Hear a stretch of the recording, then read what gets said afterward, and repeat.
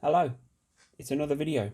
I wanted to quickly talk about, I've been thinking, what would I say to my younger self if I could go back, or if I could talk to the younger me when this crap started. So, let's go.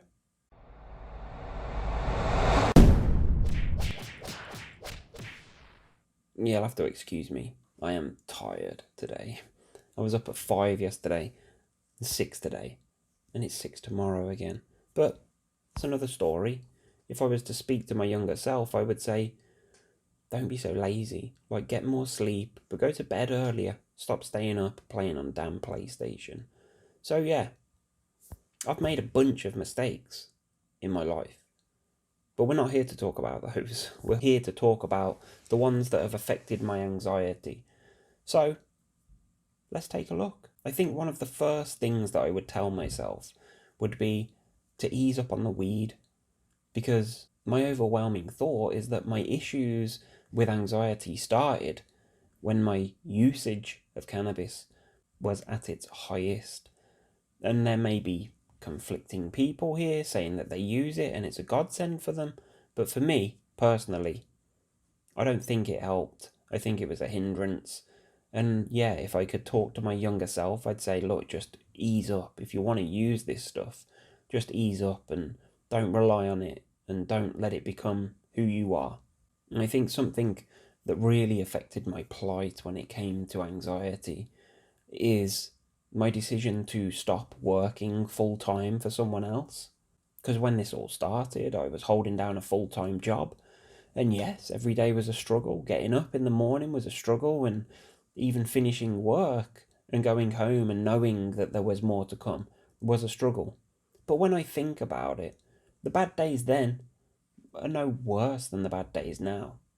And I remember a few years after I'd chosen to leave that full-time job, I was offered a job as a social club bar manager, and I took that job, working 3 to 4 days a week, evenings, running this bar by myself, and I still managed to do it. I think one of the only things that used to stress me out, apart from my normal anxiety, would be having to go and collect glasses. I remember vividly having to go round the tables with people talking and having to collect empty glasses. But then I guess if I hadn't have quit those jobs back then I wouldn't be self-employed. And I am, quite proud of my achievements. I'm almost 10 years, if not just over, 10 years of being self-employed now, running my own business successfully and dealing with people. It's web design. If anybody needs a website, hit me up. But I do sometimes wonder how things would have worked out differently if I'd have continued working for other people. Because the decision to start my own thing was primarily based on the fact that I didn't have to go to work, I didn't have to deal with people other than over the phone or via email. So it was a decision motivated by my anxiety issues. And another thing that I would change, I think, would be my acceptance to just take medication that the doctor is telling me is going to be helpful. I was prescribed propranolol a long time ago, and I've been on it ever since. And I was told at the time that it was going to help with sensations and symptoms, primarily of the heart, like rapid heart and palpitations, which I didn't really experience at the time, but I was told that they would help, so I did. And I've been on them for years, and I think probably they're more of a hindrance. I think they make me tired, lethargic, lack of energy and motivation. So, I don't know, but I think I would have been better off had I have not taken that decision to just do as the GP told me and get on medication. And that's not to say that other people shouldn't, but this is me talking to my younger self. I think one massive thing that I would say to my younger self right now is to not rely on other people making things better for you, because they can't. You can't expect anybody else to do the hard work for you. Unfortunately, it's on you. And that's not to say that you can't surround yourself with positive people and people that will encourage you and motivate you to get shit done. But it's you that has to get shit done. Let's not forget that.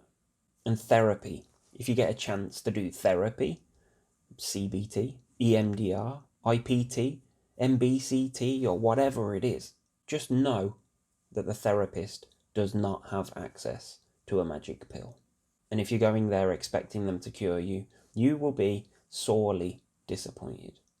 I think I tell myself that when you're getting out there and you're pushing those boundaries, expanding your horizons, and then all of a sudden you hit that brick wall, that moment when everything you've been working on comes to a head and your anxiety peaks and you'll feel like it's all been for nothing.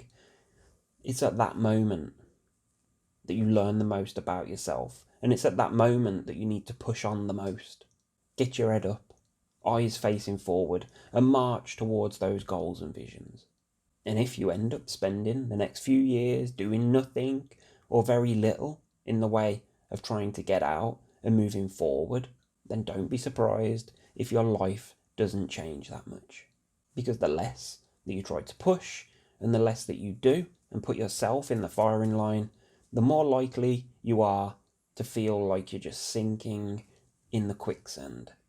Yes, you'll have struggles and you'll have setbacks, and life will kick you in the balls. People will let you down, circumstances will change, and you'll probably let yourself down more than anybody else.